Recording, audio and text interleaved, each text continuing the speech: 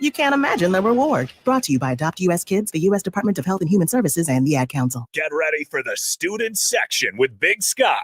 I ordered a cinnamon melt. Get to the window, get my food. It's 2 cinnamon rolls. I don't need 2 cinnamon rolls. And Nick Sainert. People were chucking like those little Hostess donuts. People were using their game day signs that they made as shields. It was awesome. On 93.7 The Ticket and theticketfm.com.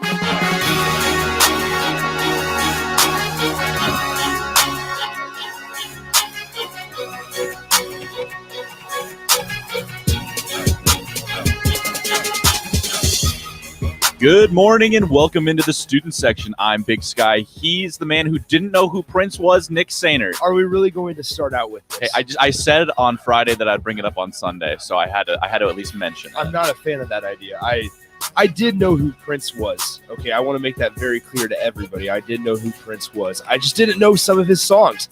I understand Purple Rain, very important song. Okay, I understand that to a T. I'm fully aware of that. I've been told to watch the movie. I'm going to try to sneak that in later today after work. We'll see what happens, but I'm not promising anything. But listen, I knew who Prince was. I don't think I should be abused this hard verbally just for not knowing who a singer is. You had a break. Saturday was your break. That was your reprieve. Bring it back up on Sunday. Now it's dead. The amount of criticism that I got on Friday was enough to last me a week. Well, I'm glad because that is a week-long, that's worth a week-long bashing. Well, and then on top of that, yesterday, okay, quick story time here. My beard was getting pretty long, so I'm like, I got to trim this up. Okay. Well, on one of my razors, I have like these guards that so I don't trim it too short. Well, I have like 4 separate guards. I went and grabbed the wrong guard. One that's too short just went, took it down to this length, and I look about 5 years younger. Yes, babyface Nick has arrived on the scene. It really shows my double chin, which I'm not a fan of. Well, there's people like us, like myself, who can't grow facial hair at all, so we just have to live with the double chin. Yeah. So, hey, welcome to the club. Well, you're rocking this Hawaiian shirt today. People can see on the stream. Make sure you're checking it out on the Starter Heyman video stream. Text into the show today as well, or call in 402-464-5685. But if you're on the stream, you can check out Big Sky's glorious Hawaiian shirt today. Yes, I'm out of pants that match my nice polo shirts, and so I knew I needed to have a nice collared shirt for when I go to church after the show. Yeah. So this is the best I could do. You're going to be making a statement at church. Absolutely. It's my first time at this church. I need everyone to know I have arrived. Big Sky is in the building. Or think that you're from Hawaii. That's also possible. Is that what you're going for? That's not what I'm going for. Let's shift to actual sports now. Yeah. You want to talk about Adrian Martinez? What's the confidence level in Adrian Martinez? Tell me a little bit more about why. I want to ask, and this is where I want you guys to chime in as well here. Once again, 402-464-5685. Both lines are open for you guys all show today. Adrian Martinez, quarterback, all right? We always hear about, man, this running back room, it's wide open. Wide receivers, they're a wild card. We hear that they're much better, but we have yet to see it, okay? Adrian Martinez has kind of had an up and down career. I think that's fair to say. Adrian Martinez, freshman year, had a great freshman year. Everything Husker fans could have hoped for. Sophomore year, kind of regressed. Junior year, you're going to have to shift that one off to COVID. So, Big Sky, I want to ask you, what kind of season do you see Adrian Martinez having this year? I've been to the open practice. We saw a limited amount of him in the spring game. Granted, that's kind of a structured and organized practice, the spring game is. But I want to know what you think Adrian Martinez's season is going to be like. I honestly think we're going to get the best version of Adrian we've seen at Nebraska this year.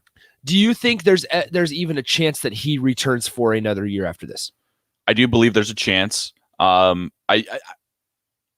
end goal for every player in college should be to get drafted, right?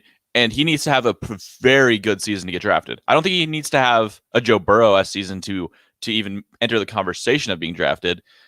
He's shown enough off the field. He's shown that he's the kind of guy that NFL teams would like to have in the building. He's a smart guy. He interviews extremely well. He goes to the podium extremely well. All accounts, he's a very upstanding individual. So I don't think it's going to take too much for Adrian to convince a team to take a shot on him in the late rounds. So he could go out and have just a season better than his freshman year. And I think that'd be good enough for him to sneak into the last 2 rounds. So I don't think that's going to be enough to get him to leave school early, 6th or 7th round. If he can feel like he can improve on that season and improve his draft stock, I think that would be enough to keep him in. Is he going to transfer to a new school is another question, though. Is this his last year at Nebraska, but not his last year in college necessarily?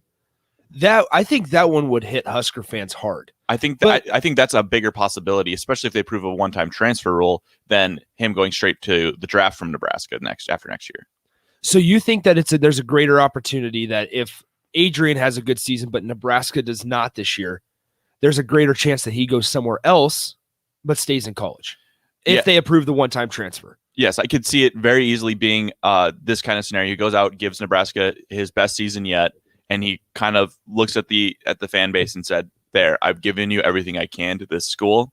I've done everything I can for Scott Frost, but for the best move for my career right now." Plus, he's graduated already, so he's looking at grad degrees now to stay in school, and so his degree might not be at Nebraska anymore. That's another thing we need to consider, because as a football player, he hasn't necessarily shown he's going to be a first round pick, perennial NFL All-Pro. So he doesn't know how long his career is going to be if he has a career. And so he might be looking a little bit more towards his life after football now. And if you're doing that, you need to go after the best degree you possibly can get, especially while it's free.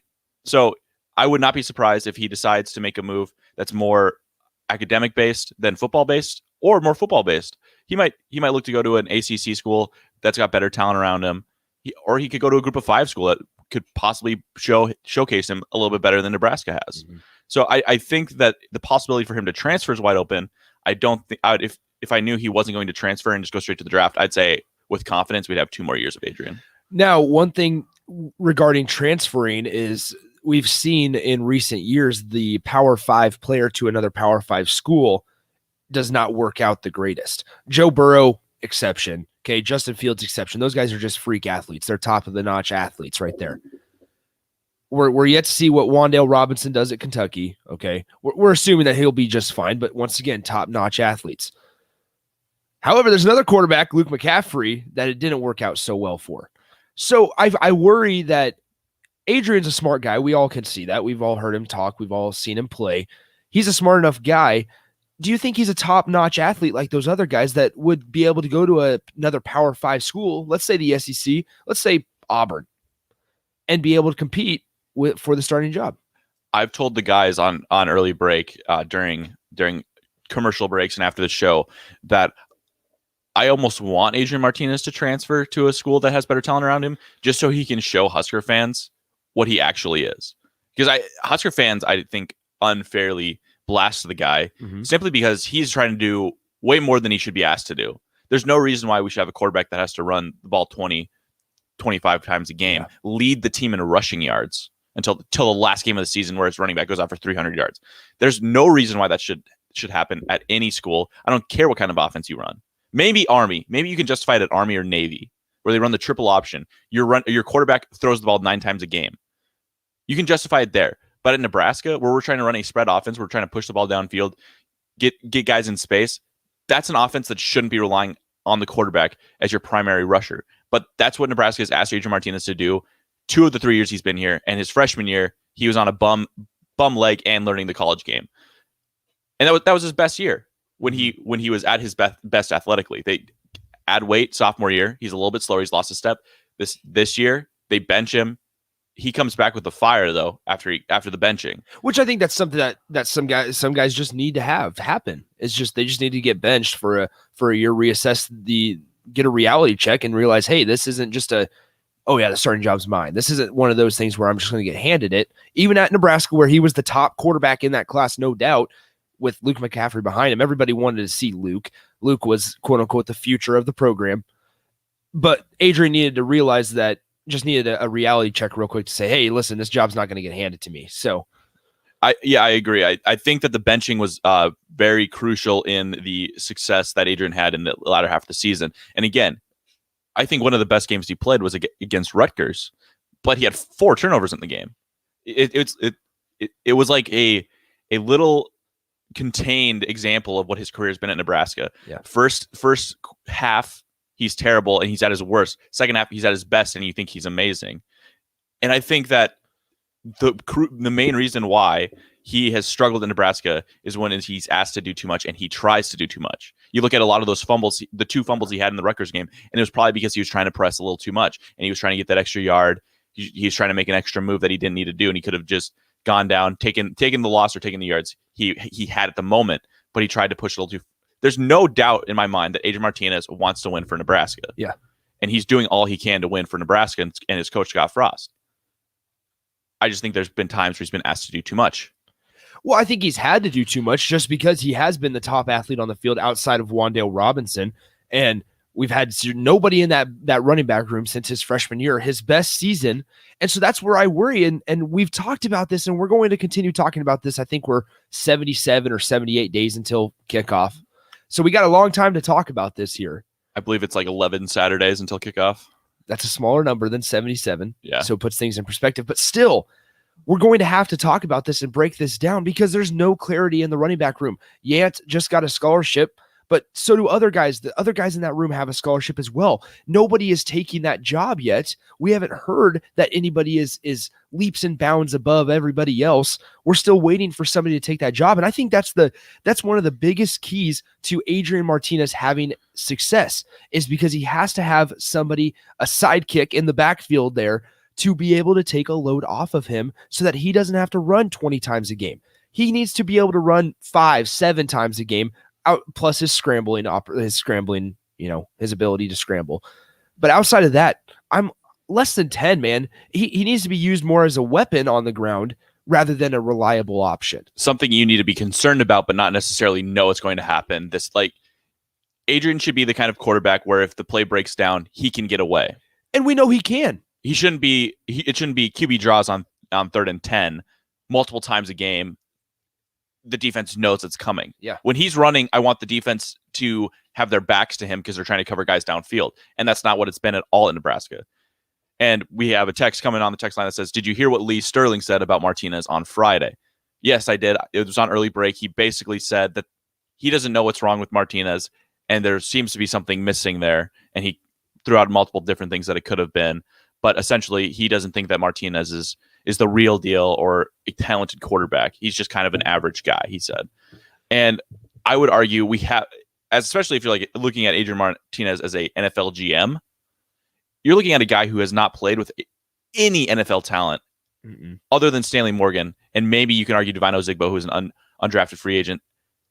Those are the only 2 guys he's played with that probably have a chance to make the NFL or made the NFL. And I don't see it on this team right now. No, I mean, there's always those defenders, but he's not playing directly side by side to them. Right. I'm talking about the offensive players yeah. he's been with. He had one offensive lineman that we knew was going to get drafted. Mm-hmm. Farniok was a bit of a surprise, and I am low confidence in his career. But Jerry Jones doesn't. He's excited about him. He is excited He's about him. super excited to get him to Dallas and get to work. Well, Jerry Jones aside, crazy man aside, Martinez has not had the help. Is Cade Warner going to go to the NFL? No. Is Conor Noah going to the NFL? No, he already didn't. Is J.D. Spielman going to the NFL? We thought he was going to, but he can't break the rotation at TCU. There's another Power 5 to Power 5 example of somebody that just went to another Power 5 school and it just didn't work out. Continue. Sorry. Yeah, absolutely. And Sevion Morrison, Marvin Scott, they can't even win the job in Nebraska running away. Dedrick Mills, he got signed to the Lions, but he was underutilized. Yeah. We have not seen Adrian Martinez play with a good supporting cast, a good enough supporting cast that we can say this is what he is definitively. Well, and I think freshman year we thought, oh man, we have a stud on our team. We have a dude under center. And we never really thought about the fact that if we don't have counterparts there to help lessen the toll of plays that he is taking on his own there, it's not going to work. We saw it sophomore year. He came into the season having all this hype, the Heisman odds. He was listed in there, and he kind of did just underperformed. Well, I think it's been an issue. That kind of thinking is a product of guys like Joe Burrow, Kyler Murray, Baker Mayfield going out and carrying their college teams. They seem to elevate talent, but what people fail to realize is people like Joe Burrow, Kyler Murray, Baker Mayfield, they have amazing supporting casts around him that are probably elevating him to that point, to that extent. Joe Burrow had one of the best receiving I was classes just going to say that in the country. with Clyde Edwards-Helaire in the backfield. Yes, a first-round running back. Yeah. So if people look at Joe Burrow and said, "Oh, look at Joe Burrow, he's amazing. LSU needed him," but he was there for 2 years. In the first year, they nearly lost in the Peach Bowl to UCF. Yeah. So quarterbacks aren't capable of carrying teams to the extent that a lot of people think they are. A perfect example would be Patrick Mahomes. He was not able to carry Texas Tech to anything of note in college, but he's one of the best quarterbacks we've seen in the NFL. And obviously, Adrian's not on the level of Patrick, but there's some similarities there on the fact that. No, I'm not saying that Adrian Martinez is Patrick No, Mahomes. I know I'm just you're saying not. even I know. Patrick Mahomes could carry his NFL. No, exactly. Yeah, or And so college that's where team. I do think that just a bulk of the blame will go on the quarterback because he's the quarterback. However, I want to move on and shift to something else here, Big Sky. The leader of the whole team as a collective unit. Okay. I talked about this on DP and Stevens the other day, but I really wanted to get your opinion on it because I feel like you might have some thoughts. Okay. So I did some research this last week, went back and looked at the 2017-2018 coaching carousel, basically looked at the Power 5 coaches that have a job. Okay. That still have their job. They haven't been fired. They haven't moved on, all that. There's 7 of them. Okay. Scott Frost is one of them. Herm Edwards, Dan Mullen at Florida, Mario Cristobal at Oregon, Jonathan Smith, first-time head coach at Oregon State, Jimbo Fisher at Florida State, or from Florida State to Texas A&M, and Chip Kelly, who was at UCLA. And then you ranked him on DP and Stevens. I did rank them. Yes. Yes, I did rank them. I honestly don't think that Scott Frost was my number one looking back. As a Husker fan in 2018, there was no other guy that you wanted.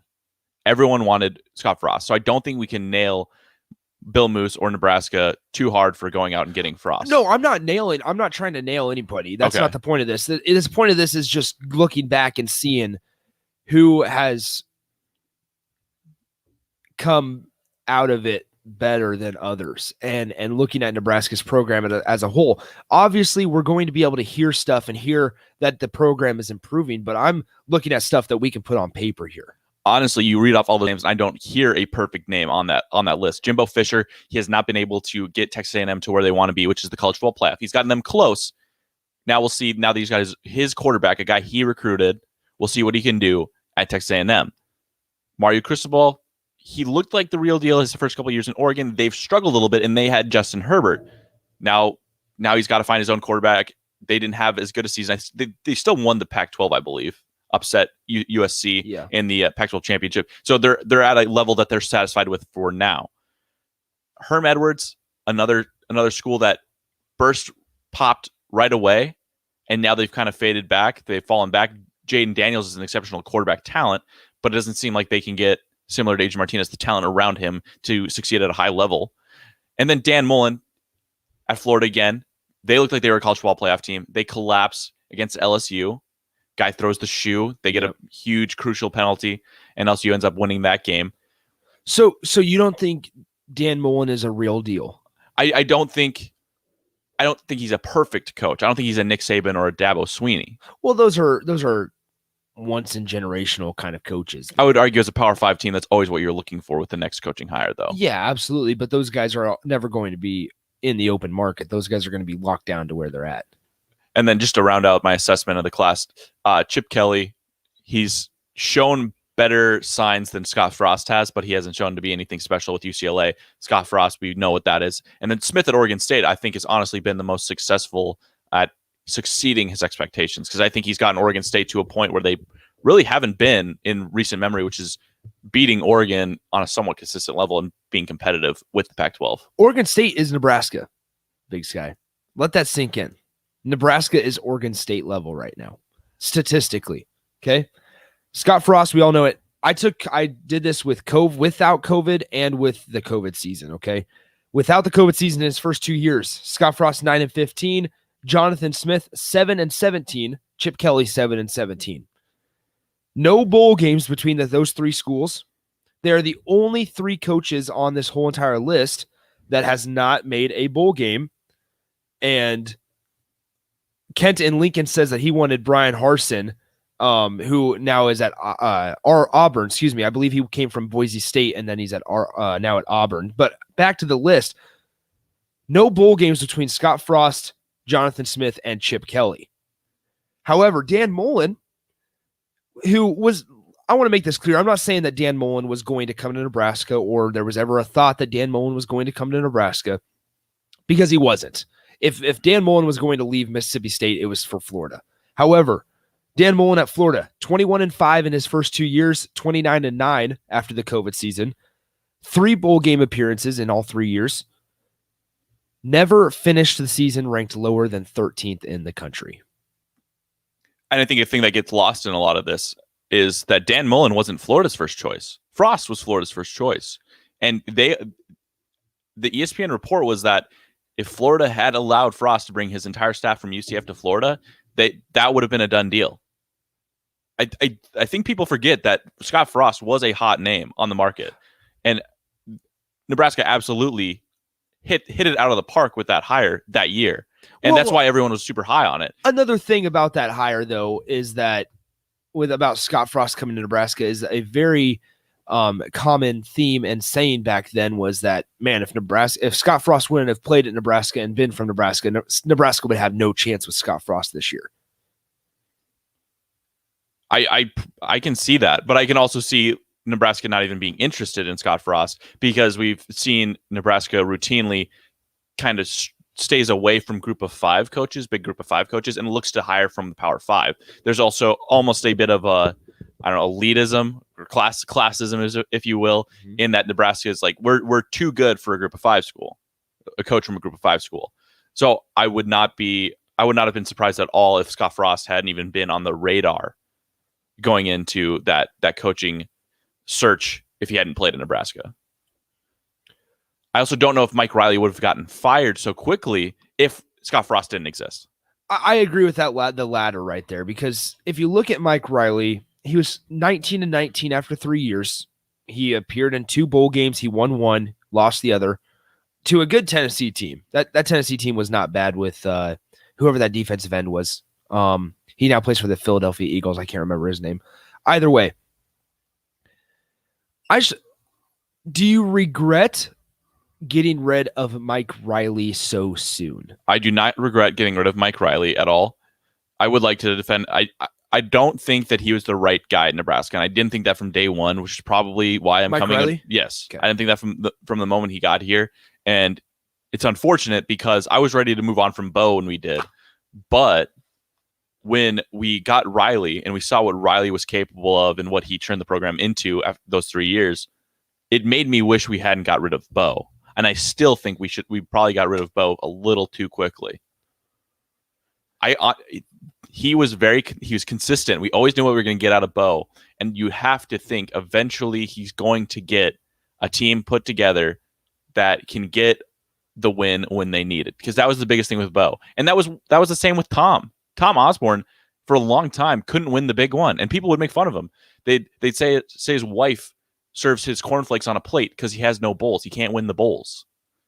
Tom Osborne had the same block for 20 years until he became the greatest coach of all time. We saw Bo.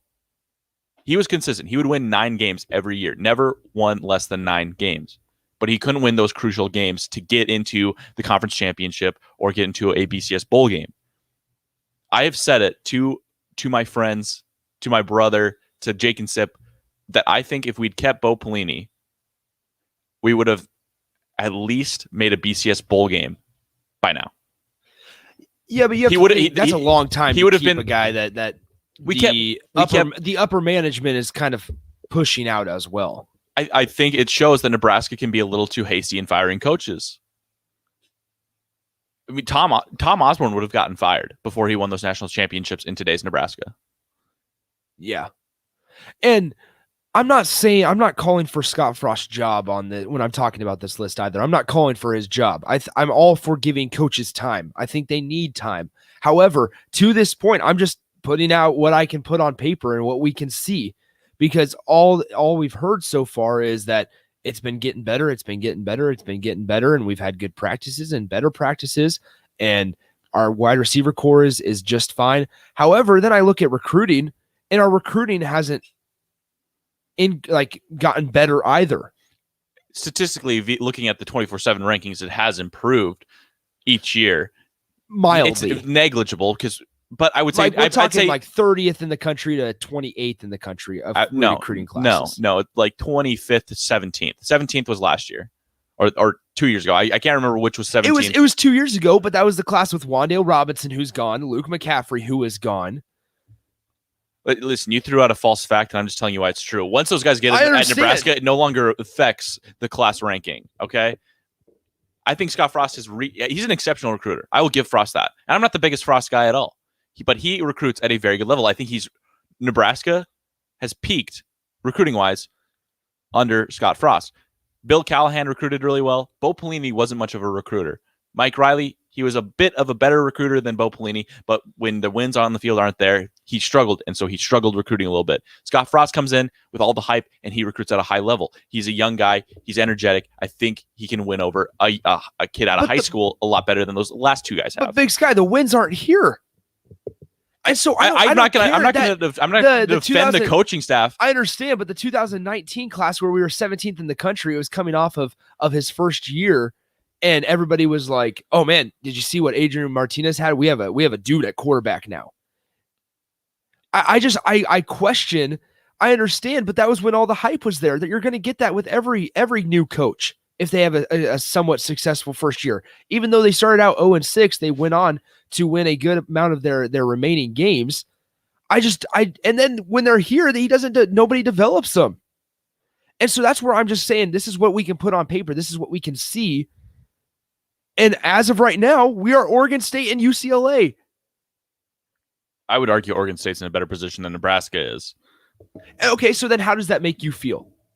As a Husker fan, how does that make you feel knowing that? When we're talking about saying we need to get back to the 90s, how we've always said that, and how we have said we need to compete for the Big Ten Conference, not just the West. How does that make you feel knowing that we're a bottom level of a Pac-12 team? We're similar to that. I would argue that recruiting-wise, because we were talking about recruiting, are you talking about just the entire program altogether? I'm talking about everything that goes into a program that we can see with our own eyes and the statistics that we can put on paper. I'm crushed. Nebraska is not in a place that it's easy to be proud of right now. It's not easy to call yourself a Husker fan when it's kind of like, oh, I'm a Bama fan. Oh, I'm a Clemson fan. It's like, oh, I'm a Nebraska fan. Yeah. Like, oh, sorry, buddy. It's bad to be a Nebraska fan right now because you're kind of that poor soul who's had to endure so much pain and suffering. But still, even with the losses of last year, I'm going to go right back to recruiting. We were still the 20th best class in the country. Nebraska was still the 20th best class in the country, and that was after a bad season. That's 4 straight bad seasons, or 3 straight bad seasons. Mm-hmm. 3 straight bad seasons. Nebraska's still the 20th best class in the country. I don't think Scott Frost struggles to recruit at all. I think he struggles to put it together on the field.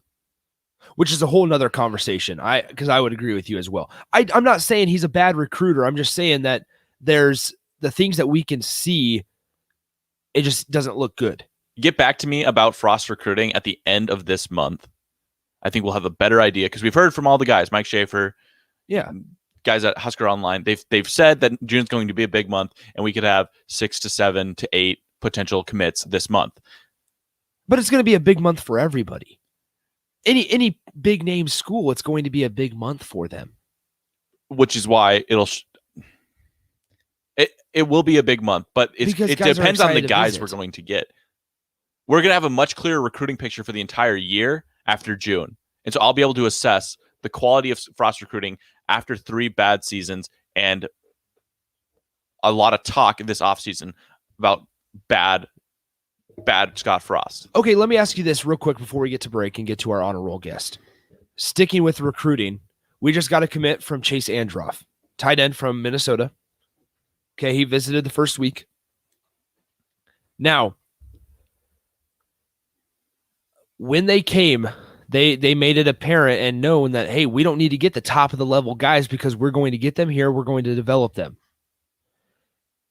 Androff is the 50th best tight end in the country.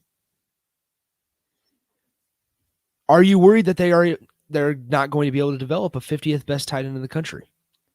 From what I've heard from, again, guys like Mike Schaefer, what I've read, Androff is coming in as kind of the guy that's going to fill the blocking tight end role. I did watch his film. He has a lot of blocking highlights on him. I watched his film. And so that actually gives me, it's a hard commit to get excited about because he is so lowly ranked, but it makes me excited that they are going after and looking for maybe the right guys now. Because I think in the first two classes, they were looking to make a splash, looking to make headlines, looking to sell season tickets by going out and getting guys with character issues, academic issues, 4-star guys who are not going to come to Nebraska. Because if you look at that, you get a guy like, I think Maurice Washington's a good example. Mm-hmm. We had Watts in that first class, the tight end, who didn't show up. Legrone, Hunt, both in that first class. All guys that you were really excited about when they they had off the field problems when they that committed, kept them and they from- end up not being able to play at Nebraska because they have off the field issues. Yeah. And I think that was one of the biggest issues that's plaguing Nebraska now is Frost felt pressure coming into Nebraska right away to win right away. So he probably reached on a couple of guys on his board that he might not have chased if he had felt a little more secure at Nebraska, felt more comfortable.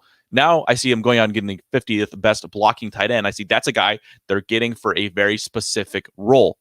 They're bringing in that guy to be their blocking tight end, and they have confidence in themselves. They've seen what they need to see out of that kid, that he's going to fill that role in their offense.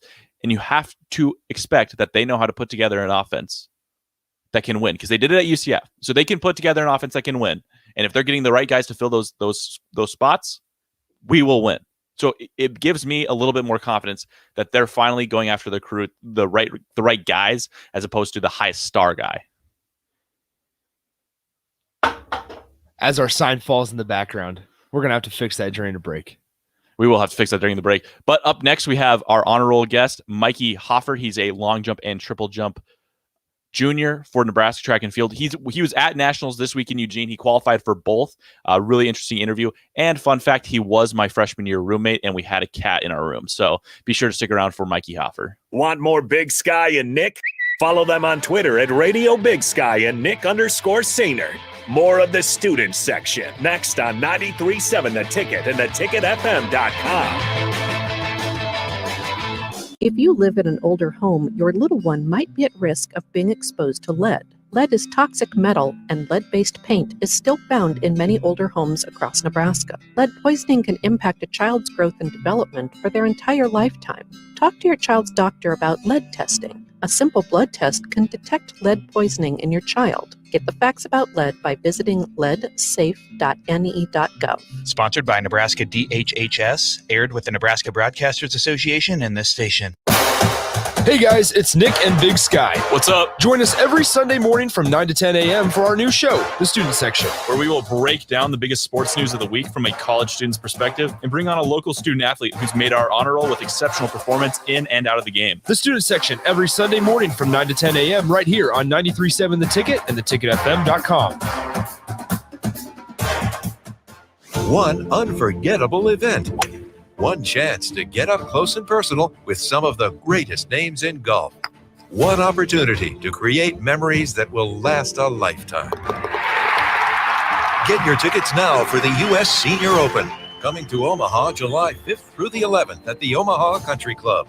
If you're looking for family fun for all ages, this is one championship you don't want to miss. For tickets, visit ussenioropen.com. The Drive. I do love Rocky Mountain oysters. There might be a little something in the works as far as a taste test. Rico will have to do it.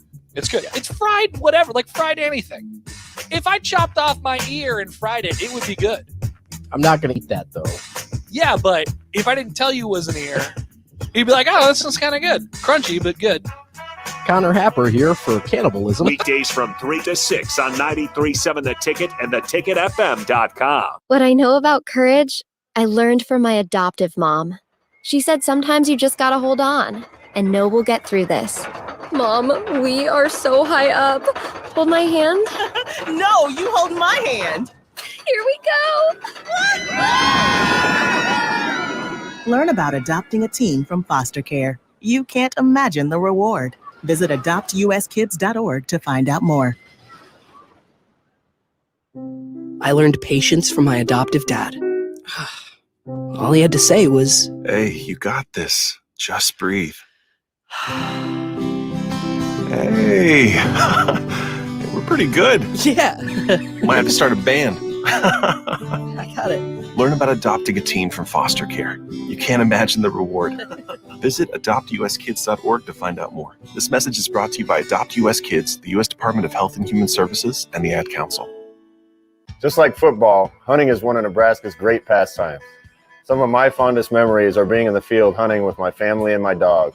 It's important we help pass on outdoor traditions like hunting and fishing because these activities fund conservation of our fish and wildlife. I encourage you to introduce someone new to hunting. Not only is it time well spent, but if you take a picture and share it, you can win a Sport UTV or other great prizes. Let's take them hunting. Learn more by going to outdoornebraska.org. Paid for by Nebraska Game and Parks. Where's the list? Did you make a list? Probably not. Let's see who did in this week's honor roll on the student section. Students should be on the honor roll with Big Sky and Nick Sainer.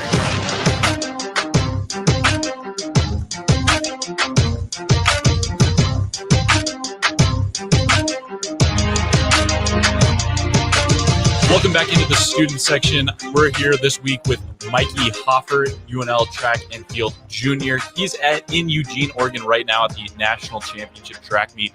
Mikey, let's lead off with that National Championship track meet. How is things going at the meet? Just being here is definitely a blessing. I'm so happy to see everybody compete to the best of their ability. Some of the best in the nation. Just the atmosphere of the track is amazing. Now, Mikey, you qualified in long jump and high jump, but you hadn't been doing long jump all season. What spurred that decision to do long jump at the Big Ten meet, and then ultimately what led to qualifying for nationals?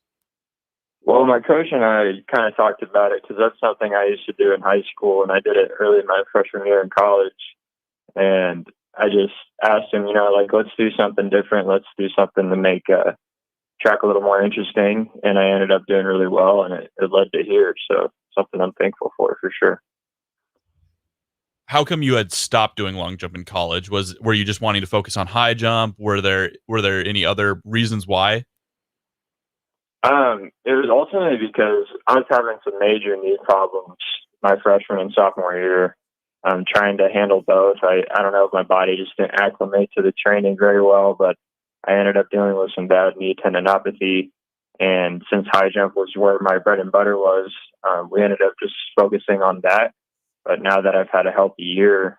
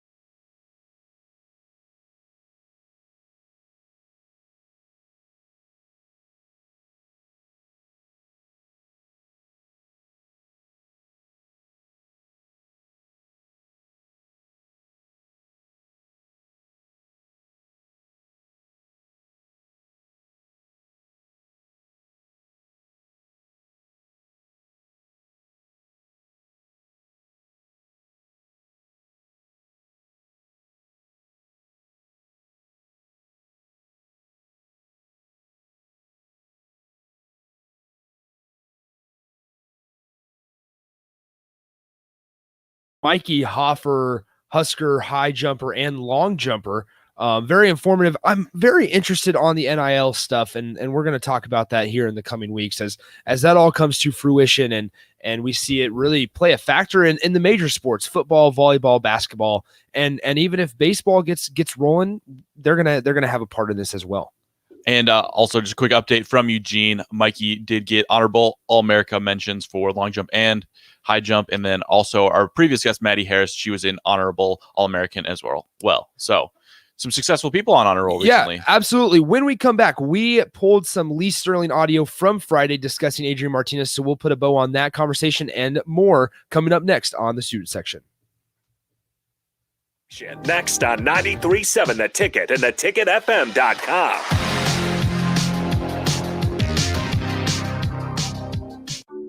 What is dedication?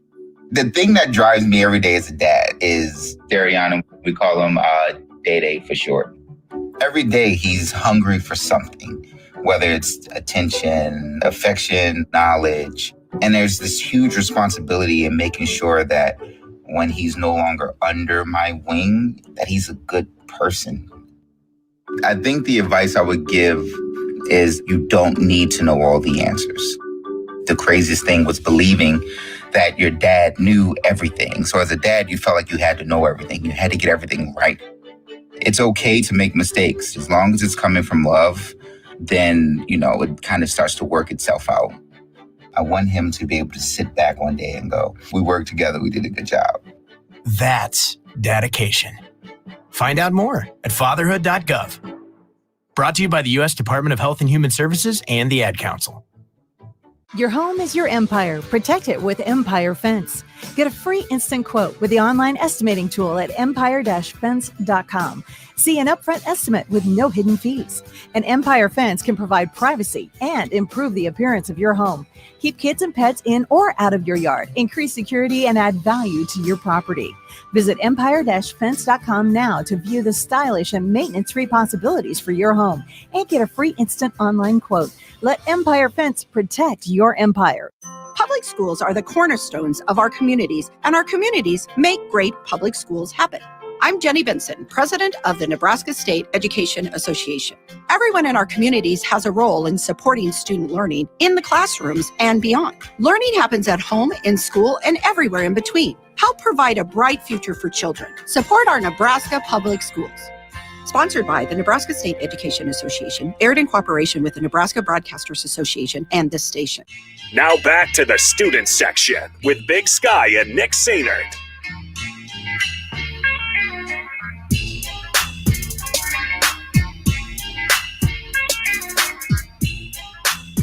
Welcome back into the student section. Great interview with Mikey there on the honor roll. He did that one straight from Eugene, so we had him on location for that one. That's pretty exciting. We got to continue that next week.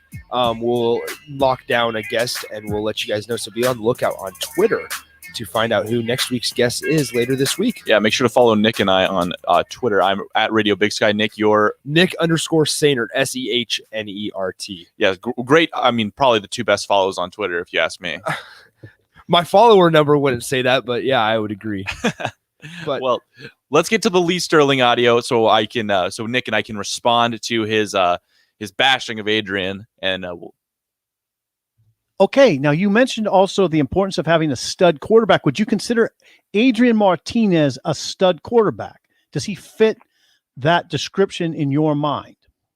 No. I would say on a scale of 1 to 10, he's probably a 5.5, 6. I mean, Okay. he makes some plays that you're like, wow, this is a kid that can do it. He can, make you really good. And then there's some plays and some games that are just maddening. You watch the kid and he misreads defenses, turns the ball over. I thought he was going to get to the next level after watching him as a freshman, but he just hasn't progressed. It does hurt him also. The talent around him has not been great, but there's just something missing there. And all of a sudden, for the green light to come on when he's a senior, usually doesn't happen. Come on, Lee, really? Do I think he'll be better? Yes. Do I think he's going to be elite? No. I mean, just pop in the film, the same thing over. I don't know what his work habits are. I don't know, that well enough, but there's something missing there. I don't know whether he's not smart enough. I don't know whether he doesn't work hard enough. I don't know whether he doesn't study enough film enough. But to be as good as he was as a freshman and to where he is now, he should be much farther along in the process. Now, I'm in the production studio during early break listening to this, and it's just one of those things where I kind of just grit my teeth. I knew Sip would come to Adrian's defense a little bit because Sip's an Adrian guy, but it's one of those times where I just had to hold myself back from storming the studio because I simply disagree with Lee. He mentions he has not had the talent around him, so I don't understand why he thinks he can fairly say and assess Adrian and say, this is not the guy. There is just something missing there. We've had a COVID pandemic season. We've had a season where he had to gain weight and he lost a step on running the ball. So he was affected that way his sophomore year. And his freshman year, he was amazing and he got everyone going crazy. And what I would say to somebody like Lee Sterling is he has never dipped production-wise. He's been a total offense. He's been near the top of the total offense list for the Big Ten every year he's been here. It's just the turnovers. The turnovers are the only thing that's plaguing Adrian Martinez right now. And that is because he's being asked to do too much. I was going to say, I think that's a result of him just feeling also like he needs to take everything on his shoulders, which is somewhat admirable. I'm not going to lie about that. Like that's like a matter of respect, in my opinion. Like, hey, listen, man, you think that you're capable of just taking over on your own? Hey, go be a dog. Go be a stud out there. But also be willing to incorporate your teammates as well. But he hasn't had any other teammates to incorporate. So that's where that line is a little blurry. Well, we've seen him when he has Wandale, and it can be almost that they try to force Wandale the ball. Now that there's no Wandale, I'd like to see a share of the wealth across the entire offense. I'd like to see every receiver be able to show what they can do. I would love one running back to emerge. I assume we're going to get a committee early, and then from that, I hope somebody emerges like a Jacques Yant. You feel like last year though, Dedrick Mills could have emerged, and they didn't let him. But we also heard all season he was struggling with injury all season. So that might be why they had low confidence in Dedrick Mills. Is if we do give this guy the ball, is he going to be 100%, or are we risking further injury on this kid? Is he going to give us the Dedrick Mills that we can expect that we saw against Wisconsin in his first season in Nebraska? To Lee Sterling's point, though, let me ask you this. Would you feel better about Martinez developing and having a better season if he was a sophomore this year, or since he is going to be a senior, do you worry about that at all?